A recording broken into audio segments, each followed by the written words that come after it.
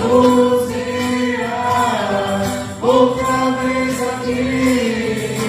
Jesus irá mais outra vez aqui. E todos juntos em um só louvor, louvemos todos, Ele é o nosso Senhor. Que veio ao mundo a salvar pecadores. Ele foi pecado e não pecou jamais. A sua vida foi exemplo de amor. Por isso eu canto, Ele é o nosso Senhor. Jesus virá outra vez aqui. Jesus virá mais outra vez aqui. E todos juntos em um só louvor, cantemos todos, Ele é o nosso Senhor. Jesus irá outra vez aqui. Jesus irá mais outra vez aqui. E todos juntos em um só louvor, cantemos todos, Ele é o nosso Senhor.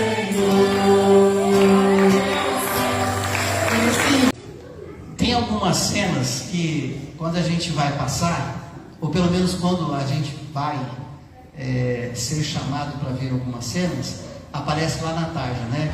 Cenas proibidas para menores de 18 anos. Ou então fala assim, cenas muito fortes que poderão desestruturar você que vai ver essa cena. Mas fique tranquilo, não vou passar nada proibido aqui para você ver agora. Mas é uma cena que para mim ela é forte. E ela não é apenas uma cena, ela é um fato que vem cada vez mais engrossando nos dias de hoje, nesse planeta Terra, que tem a ver com o que eu vou pedir para que o pessoal da mídia projete. E eu peço que você preste bastante atenção, porque é de flash. São 20 segundos, bem rápido. Preste bastante atenção. Igreja histórica com 182 anos fecha por falta de membros nos Estados Unidos. Igreja histórica com 182 anos fecha por falta de membros nos Estados Unidos. A igreja presbiteriana Five Mile, da cidade de Birmingham, realizou seu último culto no domingo, dia 7, com 9 membros restantes. A igreja é a mais antiga que a fundação da própria cidade e tem cerca de 200 mil habitantes. De acordo com a Lifeway Christian Research, de 6 mil a 10 mil igrejas são fechadas a cada ano nos Estados Unidos. Entre as principais causas do fim das atividades estão a queda do número de membros e o alto custo de manutenção. Igreja histórica com 182 anos fecha por falta de membros nos Estados Unidos. A igreja presbiteriana Five Mile, da cidade de Birmingham, realizou seu último culto no domingo, dia 7, com 9 membros restantes. A igreja é a mais antiga que a fundação da própria cidade e tem cerca de 200 mil habitantes. De acordo com a Lifeway Christian Research, de 6 mil a 10 mil igrejas são fechadas a cada ano nos Estados Unidos. Entre as principais causas do fim das atividades estão a queda do número de membros e o alto custo de manutenção. Chocante, não é? Isso é atual. São milhares. O que está acontecendo com a igreja? O que acontece com a igreja? Por que elas fecham as portas? Por que elas deixam de existir em alguns lugares? Hoje eu quero trabalhar com você e comigo uma reflexão da qual a palavra de Deus nos traz um alerta para que nós não sejamos uma dessas milhares, para que nós possamos perseverar vivos, atuantes, dentro daquilo que Deus tem nos chamados para vivermos.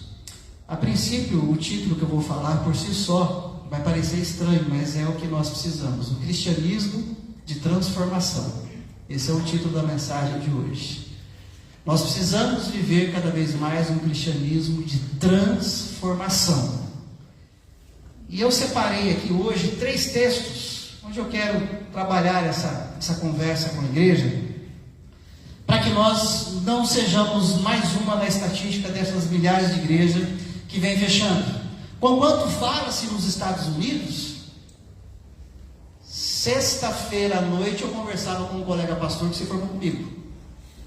E ele falava, depois de uma conversa que a gente estava trocando algumas ideias, Falou, rapaz, aquela igreja que eu pastoreei lá naquela cidade, hoje ele está em outra igreja, que chegou a 130 membros, hoje 8 pessoas estão se reunindo lá.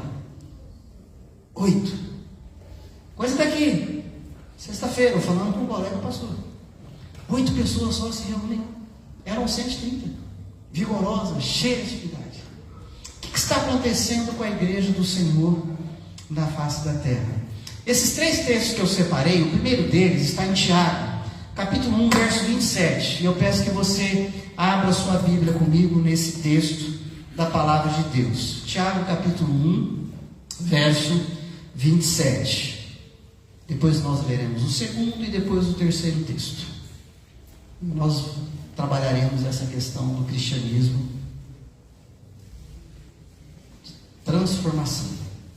Tiago 1, 27. A religião pura e sem mácula para com o nosso Deus e Pai é esta: visitar os órfãos e as viúvas nas suas tribulações e assim mesmo guardar-se incontaminado do mundo. Esse é o primeiro texto, deixa ele marcado aí. Agora vamos comigo lá no Evangelho de João, capítulo 17, verso 17.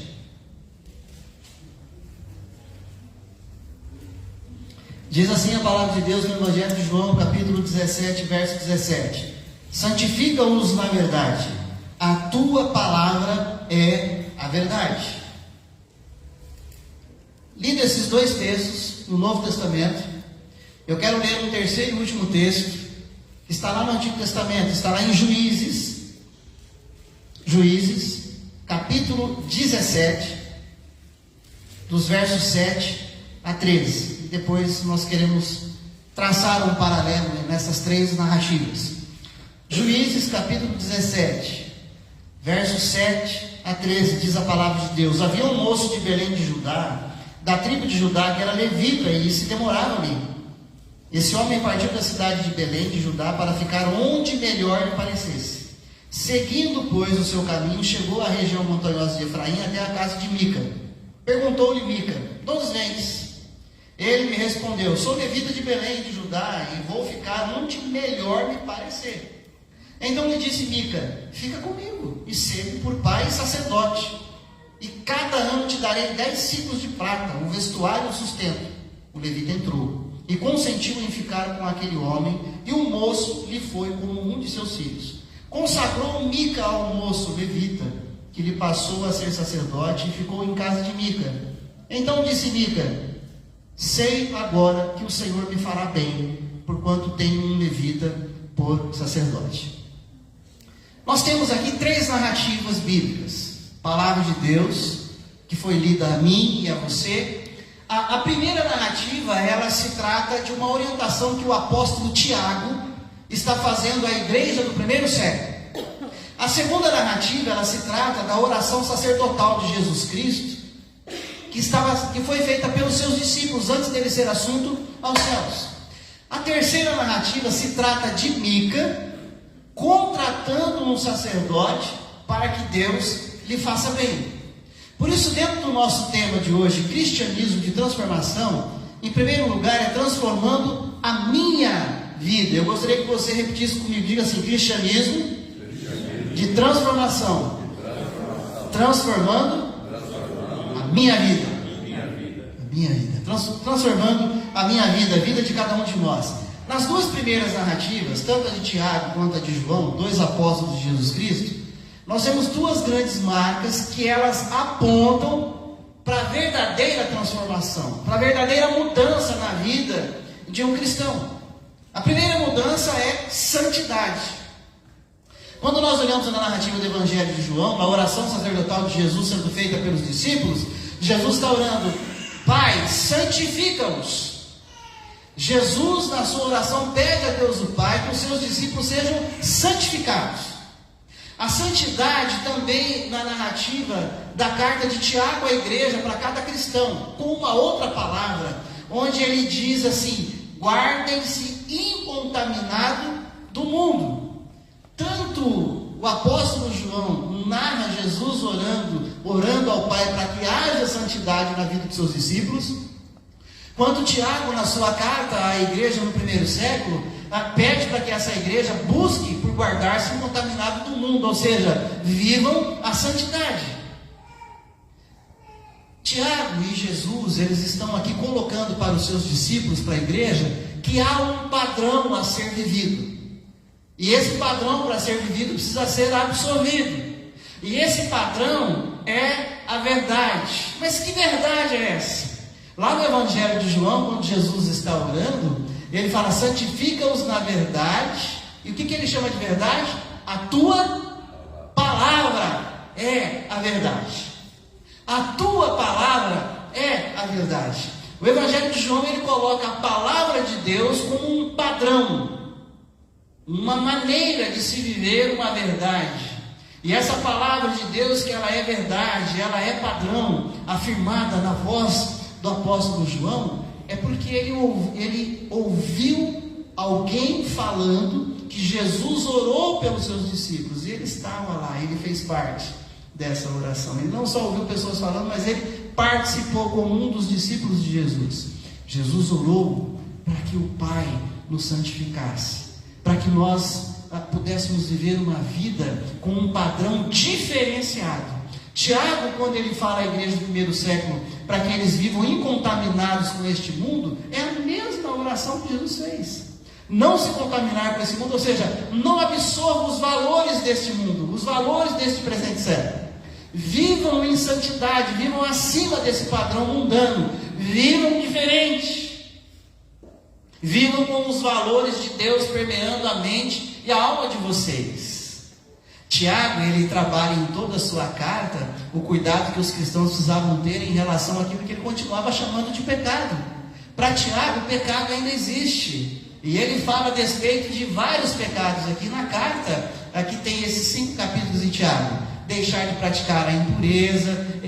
Quando Paulo escreve aos Efésios, capítulo 4, verso 25, Paulo vai falar a mesma coisa: deixem a mentira. Lá no capítulo 5, verso 3, Paulo vai falar: olha, toda a impureza, a mesma impureza que Tiago usa, seja toda a porneia, toda a maneira sexual de viver fora do padrão de Deus, não é para ser vivido por vocês. Para Tiago, pecado continuava sendo pecado. Na palavra de Deus, onde nós somos chamados a termos esse padrão, aquilo que determina a minha maneira de viver, a sua maneira de viver, que é um padrão de santidade. Hoje, quando nós olhamos para várias séries, quantos não gostam de assistir séries aqui? Netflix, ou seja o que for, séries.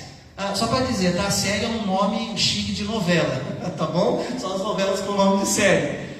E hoje, quando a gente vai assistir uma série ou outra, mesmo você garimpando, tá difícil de você não encontrar valores lá no meio da série que ferem totalmente os princípios dos valores cristãos.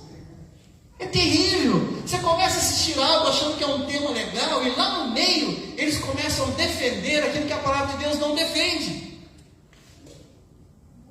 Eles começam a tratar como pecado como se não fosse pecado. E a palavra de Deus nos ensina que essas coisas não deveriam nem se nomear entre nós, os cristãos. Há várias pautas que vêm sendo ditas na sociedade hoje, através das séries, dos filmes, até desenhos e de vários livros escolares, a respeito de uma vida onde as pessoas podem escolher com quem vão se relacionar até sexualmente. E a palavra de Deus nos ensina um padrão para isso. Um padrão de vida em santidade. Algumas Bíblias, até por coincidência, eu recebi o WhatsApp de uma ovelha da igreja, apavorada, com uma Bíblia de estudo agora, que é a Bíblia inclusiva, a Bíblia da inclusão. Cuidado, com Bíblia quando você for comprar. Se tiver dúvida, pergunta para o pastor para te orientar. Porque tem gente já retirando alguns versículos da Bíblia, fazendo uma nova versão, porque eles não acham que aquilo mais é pecado. Esse mundo sistema, eles vêm dizendo na academia, em todos os lugares por onde eu ouço e leio e converso com as pessoas, onde não existe esse negócio de Bíblia ser a verdade. Esse negócio de Bíblia que foi escrita por homens, ela não é verdade absoluta. O que eles estão criando com esse discurso? Que o que a Bíblia diz ser pecado depende da visão de cada um. Já não é tão pecado assim. A sociedade está tentando padronizar a vida de toda a sociedade e querendo incluir os cristãos numa sociedade onde pecado não existe. O que importa é que a pessoa seja feliz. O importante é ser feliz. E cada um respeita a vontade e o direito do outro. Porém, a palavra de Deus nos chama a sermos cristãos em transformação. E essa transformação ela tem que ser cotidiana. Eu e você precisamos entender que a palavra de Deus nos chama a viver um padrão diferente do que esse mundo está cantando, mostrando e querendo impor. A palavra de Deus nos chama a viver em santidade. Os valores do reino de Deus é que devem reger a minha existência e a sua existência. Jesus, em sua oração pelos seus discípulos, e Tiago, em sua carta à igreja, afirma que a verdade bíblica é a palavra de Deus, e que a palavra de Deus é verdade, e ela é verdade absoluta. Para o cristianismo de transformação, que vem transformando a minha e a sua vida, em segundo lugar, esse cristianismo de transformação é transformando a partir da minha vida. A palavra de Deus, ela vem como verdade absoluta para a minha vida, mexendo com o meu ego, com a minha existência, com as minhas mazelas, com aquilo que eu faço e é pecado desagradável diante de Deus. Vem mexendo comigo, me impactando, me transformando e me mostrando, olha, o padrão que Deus te chamou para viver é diferente, é um padrão de santidade. Mas além dessa transformação na minha vida, é preciso que haja uma transformação a partir da minha vida por onde eu passo. E a sociedade só vai passar pelo processo de transformação, de novidade de vida, se a minha vida transformada, impactada por Deus, impactá-los, levar uma palavra de transformação a eles. Por isso, transformando a partir da minha vida, mas da minha vida cristã, que precisa ser ressignificada, da minha vida cristã que precisa ser repensada. E é por isso que eu fiz questão de ler com vocês Juízes capítulo 17, talvez um texto não muito comum da maioria aqui de se ler, mas eu peço que você volte seus olhos na narrativa de Juízes capítulo 17, onde nós temos ali pessoas que faziam parte do povo de Israel. O verso 7 diz que era um moço de Belém de Judá, da tribo de Judá, e que ele era levita. E lembrando aqui a figura do levita, do sacerdote, aquele que ficava servindo o povo na porta, primeiro do tabernáculo e depois na porta do templo, recebendo os sacrifícios da mão das pessoas para que eles pudessem interceder a Deus o Pai por aquelas pessoas. E esses levitas tinham que viver uma santidade diferenciada, além da que o povo vivia. Esses levitas tinham que ter um comportamento de vida diferente. Não era só o banho e rito de purificação antes do sacrifício. Eles tinham que evitar vários alimentos, várias bebidas. Eles tinham que ter um padrão de vida acima. E as pessoas acostumaram com isso. E onde que eu e você precisamos viver esse cristianismo de transformação, transformando a partir da minha vida? Eu preciso ressignificar a minha visão cristã de ser servo e serva de Deus, de ser filho e filho de Deus. Quando nós olhamos aqui para o texto de Juízes capítulo 17, versos 7 a 10, nós vemos uma religiosidade estabelecida lá naquela época, que até hoje ela está embrenhada no meio da igreja do século 21. E essa religiosidade, é essa religiosidade aqui onde esse homem, esse chamado Mica, encontra um levita, um sacerdote, e ele fala: opa, acertei, fui sorteado, agora eu tenho um sacerdote, o qual eu vou contratá-lo, que diz a palavra de Deus aqui, que ele iria dar 10 ciclos de prata, ia dar vestimenta, como diz outro, roupa, comida, moradia, roupa lavada e passada. E o levita topou. Para quê? Olha o que diz a palavra de Deus, quando nós lemos aqui no verso 8. Esse homem partiu da cidade de Belém de Judá, para ficar onde? O quê? Melhor melhor lhe parecesse. E aí eu vou ler aqui o verso, no finalzinho do verso de número 9. De onde vens? Ele me respondeu: sou levita de Belém de Judá, e vou ficar onde? Melhor lhe parecer. Olha que nós vemos aqui também, quando nós olhamos para a palavra de Deus no final do verso 13. E então disse Mica: sei agora que o Senhor, leu comigo, me fará bem. Me fará bem. Se você prestou atenção, tanto o levita quanto o Mica estavam em busca de uma relação com Deus, onde Deus iria fazer todo o bem para eles. Pastor, é pecado nós sermos abençoados por Deus? De maneira alguma. Aliás, eu nem fico preocupado se Deus vai ou não me abençoar, porque Ele já diz na palavra dele que Ele vai me abençoar e de que Ele é comigo todos os dias até a consumação do século. Então isso para mim está resolvido, que Deus é um Deus abençoador. Ponto. Isso não é coisa que eu me preocupo mais, porque eu já tenho certeza que eu me posso da palavra de Deus, de que Deus é um Deus que me abençoa. O problema é o que esse Mica fez e o que o jovem levita sacerdote topou. E a gente diz que nós aprendemos com os acertos e com os erros das Sagradas Escrituras. E aqui está um grande erro, onde tanto o sacerdote, o levita e o Mica, o levita e o Mica, o dono ali da casa que recebe esse levita, eles fizeram um acordo. E eles passaram então a viver a religiosidade. Quando a gente vai definir religião, principalmente no campo da ciência da religião, resumidamente, é uma pessoa trabalhando alguns ritos de sacrifício para uma divindade, para que essa divindade lhe faça bem. É uma pessoa oferecendo algo para a divindade, para que a divindade venha a seu favor. Isso é religiosidade.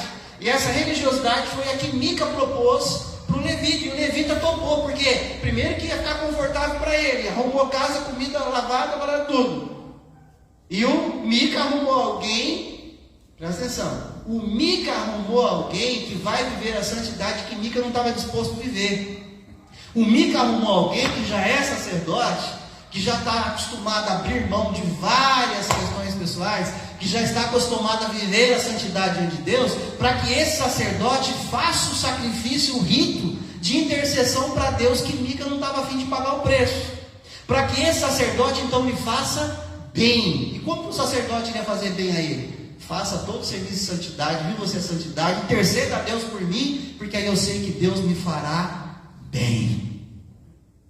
O que acontece com a igreja hoje na face da terra? E aqui chegando próximo à conclusão da nossa reflexão. Hoje a maioria, uma grande parte das pessoas, eu espero que você não faça parte desse grupo, e nem eu. Grande parte das pessoas buscam a igreja para que Deus lhe faça bem. A maioria das pessoas que hoje ainda vão às reuniões, a maioria vão na expectativa de que Deus lhe faça bem. E aí é o que a gente chama de barganha, de troca. E quando nós olhamos, voltando à palavra de Deus em Tiago, que eu não esqueci do texto, voltando lá em Tiago, capítulo 1, no verso 27, eu vou ler o final do versículo agora. O que Deus te chama e me chama para sermos e vivermos nesse cristianismo de transformação, além de vivermos a santidade. Verso 27, capítulo 1 de Tiago diz: a religião pura e sem mácula para com o nosso Deus é esta. Leiam comigo todos o final: visitar os órfãos e as viúvas nas suas tribulações, e a si mesmo guardar-se contaminados do mundo. Deus me chama, e Deus te chama, através do encontro que Cristo promove conosco, na ação poderosa do Espírito Santo de Deus. Primeiro, para que eu e você entendamos o quão pecadores nós somos, e que nós precisamos viver santidade, buscar um padrão de vida bíblico, diferente dos valores desse presente século. E aí assim nós nos apresentarmos à sociedade, com o olho aberto, as pessoas desvalidas, as pessoas necessitadas, as pessoas desfavorecidas, as pessoas atribuladas, e propor a elas alívio numa boa vida em Cristo Jesus. O que é Tiago trabalhando aqui? Olha, vocês querem viver a religião? Porque Tiago escreve para uma igreja que está presa a esses ritos. E Tiago fala para eles assim: vocês querem viver uma religião pura? Vocês querem viver uma religião sem mácula? Vocês têm que transcender esses ritos das reuniões de vocês. Não adianta só dizer glória a Deus, aleluia, amém, conquanto é necessário, só orar a Deus conquanto é necessário. Não adianta ficar ouvindo a palavra de Deus conquanto é necessário. É preciso que vocês vivam, se querem viver essa religião pura e sem mácula, é abrir os olhos para uma sociedade sem Deus, carente de Deus, desvalida e necessitada. Pastor aí está dizendo órfãos e viúvas. A gente entra no contexto do órfão e da viúva daquela época. Se a viúva não tivesse um filho, ela estava sujeita a ter que se prostituir para ter sustento. Ela estava fadada à morte. O órfão, então, era jogado para fora dos muros da cidade. Hoje, graças a Deus, a viúva já tem a sua aposentadoria, o débito daquele que partiu e deixou para ela, já tem várias assistências, é um outro contexto. O órfão hoje acaba sendo adotado com mais facilidade, vamos assim dizer. O que seriam os órfãos e as viúvas de hoje? Toda e qualquer classe de pessoas desfavorecidas, minorizadas, necessitadas.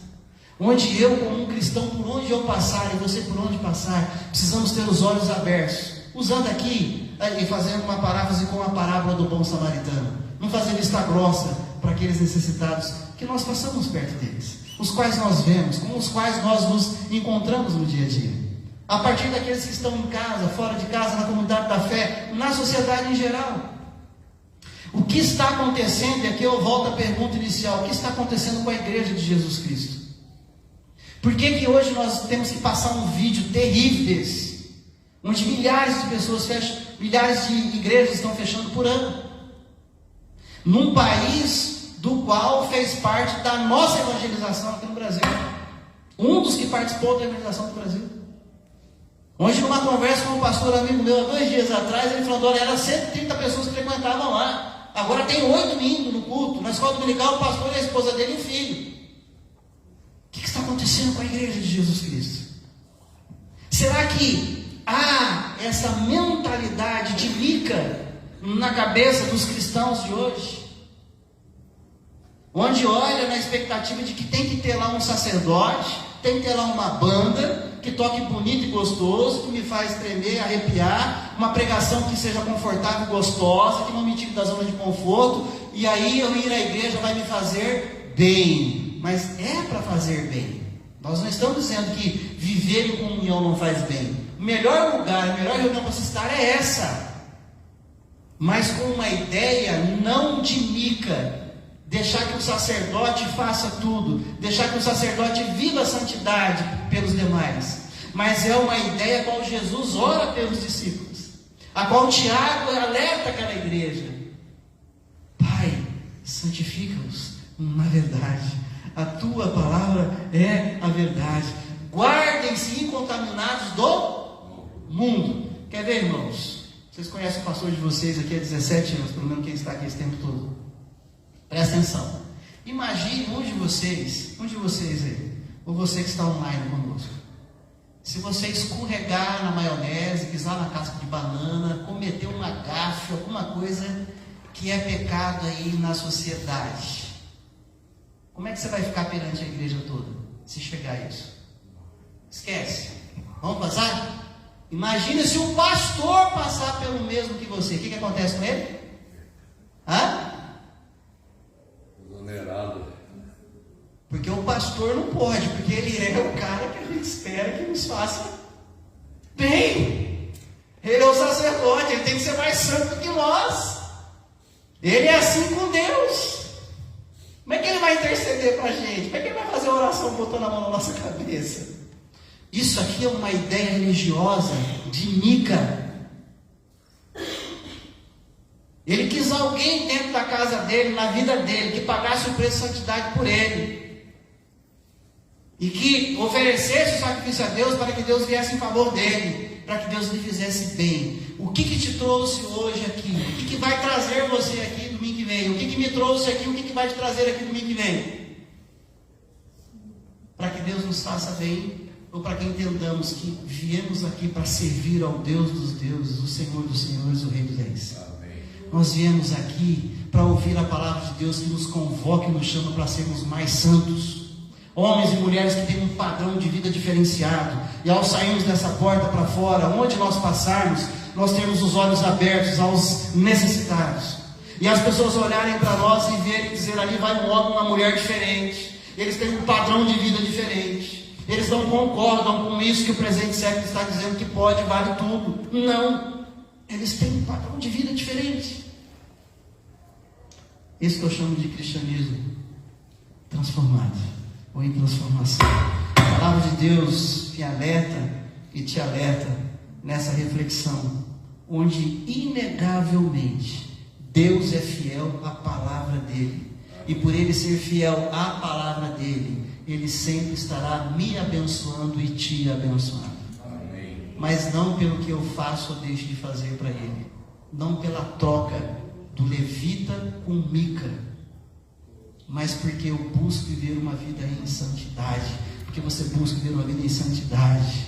E assim nós estamos caminhando dentro do padrão da verdade bíblica absoluta, que é a palavra de Deus. Eu ultimamente tenho sido desafiado nas minhas leituras, nos meus grupos de colegas de estudo, onde o que eu mais ouço é: não existe verdade absoluta. É a sua verdade, a minha verdade. E parece que boa parte da igreja está ouvindo esse discurso mentiroso, e porque ele é tão repetido, ele vem se tornando, entre aspas, uma verdade. E aí tanto faz. Não tem problema nenhum. E se a gente não tomar cuidado, a gente vai se entregando a isso. A gente vai achando que é normal, que pode. Não é pecado. O negócio é ser feliz. O importante é ser feliz. Que Deus me acorde, que Deus te acorde. Que Deus nos transforme a cada dia mais em uma igreja onde homens e mulheres, servos, na perspectiva de servos, busquem ser cada vez mais santos. Onde eu e você, como homens e mulheres, voltemos os nossos olhos a essa igreja local e não vivamos a expectativa de que há um levita ou meia dúzia de levita que vai fazer tudo para nós e tudo vai ser gostoso e para que isso nos faça bem, mas queira fazer parte do processo, queira fazer parte daqueles que estão fazendo as coisas acontecer na vida da igreja, porque são homens e mulheres que buscam pela santidade, se dobram à verdade absoluta da palavra de Deus, é que vivem esse processo para a glória de Deus.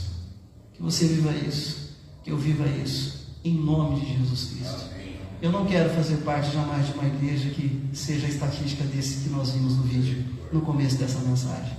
Eu não quero ter que falar daqui uns anos para um colega meu, pastor, dizendo: olha, a igreja que eu pastoreava, hoje eu estou em outra que eu pastoreava, reunia lá quase 90, 100 pessoas, hoje se reúne meia dúzia. Eu não quero fazer parte disso. Isso dói no meu coração, dói na minha alma. E não teve como não vir na minha mente esses três textos, essas três narrativas, as quais eu espero que tenha encontrado lugar na tua mente, como tem encontrado na minha mente. Amém. Que tenha encontrado lugar no teu coração, como tem encontrado lugar no meu coração. Vivamos essa igreja que preza pela santidade, em nome de Jesus. Feche seus olhos mais uma vez. Todos de olhos fechados. Eu gostaria que você passasse esse tempo, antes de sair daqui, já começar a entrar em outro assunto, ali na porta, antes de já começar a falar de qualquer outra narrativa, de futebol, de novela, de filme, eu quero que você pense um pouquinho agora. Pense um pouquinho mais, a despeito do que a palavra de Deus te chama e me chama hoje. Coloca a sua vida diante de Deus, assim como eu tenho colocado a minha vida diante de Deus.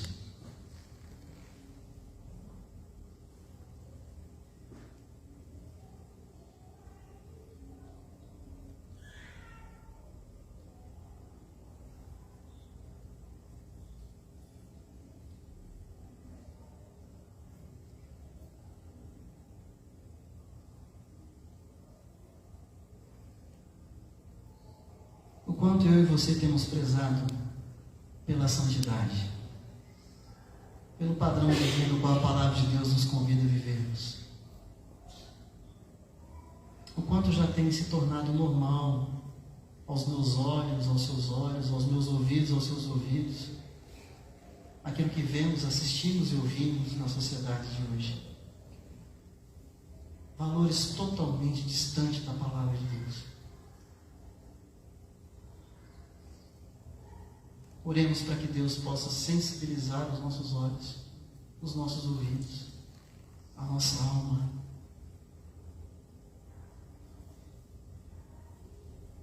Para que não aceitemos de maneira alguma aquilo que fere a verdade absoluta, que é a palavra de Deus.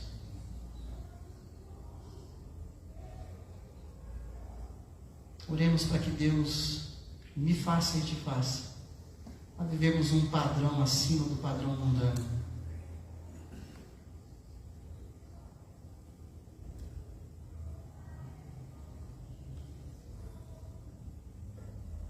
Oremos para que Deus não nos deixe nos enganar com os discursos floridos, coloridos, com os discursos mentirosos, repetitivos, que vem se tornando falsas verdades.